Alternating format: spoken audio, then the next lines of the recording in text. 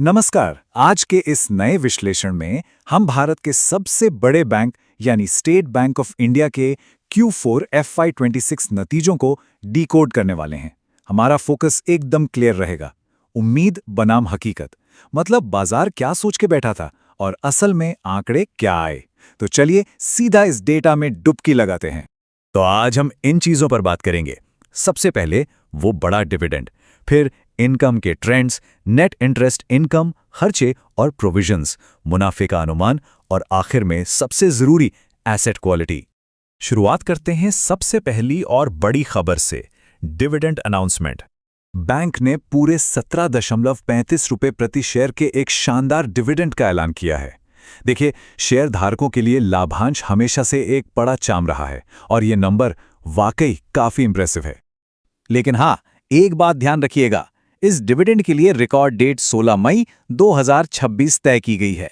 तो अगर इसका फायदा उठाना है तो ये तारीख कैलेंडर में मार्क कर लेना बहुत जरूरी है। अब आगे बढ़ते हैं और इनकम और रेवेन्यू ट्रेंड्स पर नजर डालते हैं। यहां पर चीजें थोड़ी दिलचस्प हो जाती हैं। एक तरफ आप देखेंगे कि जो टोटल इनकम है वो साल दर साल और तिमाही दर तिमाही दोनों बेसिस पर नीचे गई है। थोड़ा चिंताजनक है, राइट? लेकिन वहीं दूसरी तरफ बैंक का जो कोर बिजनेस है, ब्याज से होने वाली कमाई यानी इंटरेस्ट इनकम, वो दोनों ही पैमानों पर बढ़ रही है। तो अब सवाल ये उठता है कि भाई, जब ब्याज से कमाई बढ़ रही है तो फिर टोटल इनकम क्यों गिर गई? इसका सीधा सा जवाब है बैंक के इन्वेस्टमेंट्स। इस बार इन्वेस्टमेंट्स में आई कमी नहीं, नेट टोटल इनकम को नीचे की तरफ खींच लिया है। चलिए अब बैंकिंग हेल्थ के सबसे अहम मैट्रिक नेट इंटरेस्ट इनकम यानी NII को थोड़ा गहराई से समझते हैं। इस डेटा को देखिए। करंट Q4 में नेट इंटरेस्ट इनकम 44,380 करोड़ रुपए रही है। अगर हम इसे पिछली तिमाही के 42,750 करोड़ से मिलाएं तो ये ऊपर गई है, जो कि अच्छी बात है। पर अगर हम पिछले साल के इसी क्वार्टर से तुलना करें, जो कि 45,190 करोड़ रुपए था, तो हमें साल दर साल बेसिस पर एक साफ गिरावट दिखती है।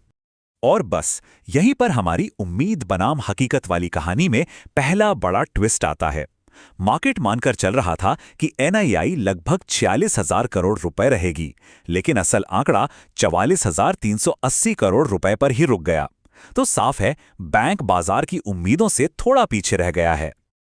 अब जरा बैलेंस शीट के दूसरे पहलू पर आते हैं, खर्चे और प्रोविजंस। यहां थोड़ी कड़वी सच्चाई का सामना करना पड़ेगा। बैंक की कुल आय तो वैसे ही दबाव में है और ऊपर से खर्चे लगातार बढ़ रहे हैं। अब जाहिर है, गिरती आय और बढ़ते खर्चों का ये कॉम्बिनेशन कोई भी इन्वेस्टर पसंद नहीं करेगा। पर रुकिए, पिक्चर अभी बाकी है। इस तिमाही का सबसे बड़ा सेविंग ग्रेस है प्रोविजंस। पिछले साल की चौथी तिमाही में ये 6,441 करोड़ रुपए थे और इस बार भारी गिरावट के साथ सिर्फ 2,872 करोड़ रुपए रह गए। ये एक बहुत ही बड़ा और पॉजिटिव रिलीफ है। अब आते हैं बॉटम लाइन पर, मुनाफा और बाजार के अनुमान।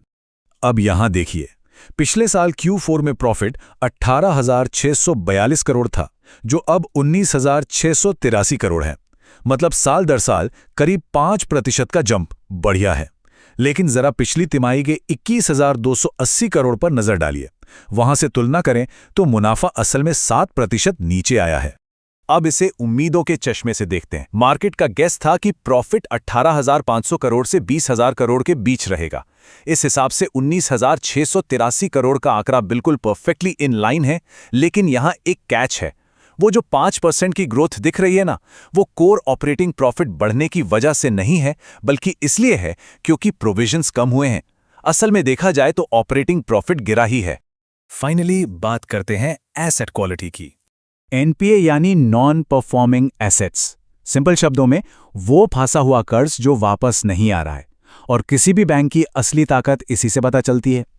और यहां से आती है सबसे शानदार खबर, एसेट क्वालिटी में जबरदस्त सुधार हुआ है। ग्रॉस NPA पिछले साल के 1.82% से खिसककर 1.49% पर आ गया है और नेट NPA तो 0.47% से सुधरकर 0.39% हो गया है।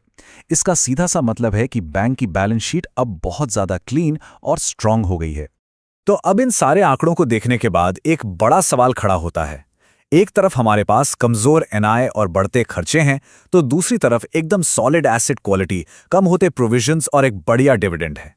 तो क्या इन मिले-जुले नतीजों के बीच बैंक के परफॉर्मेंस पर सवाल उठाना जायज़ है, या फिर ये क्लीन बैलेंस शीट आगे की कोई बहुत ही शानदार कहानी सेट कर रही है? इस बारे में आप लोग क्या सोचते हैं? आज के इस विश्लेषण में जुड़ने के लिए बहुत-बहुत धन्यवाद। ऐसे ही डेटा के पीछे की कहानी को डिकोड करते रहिए।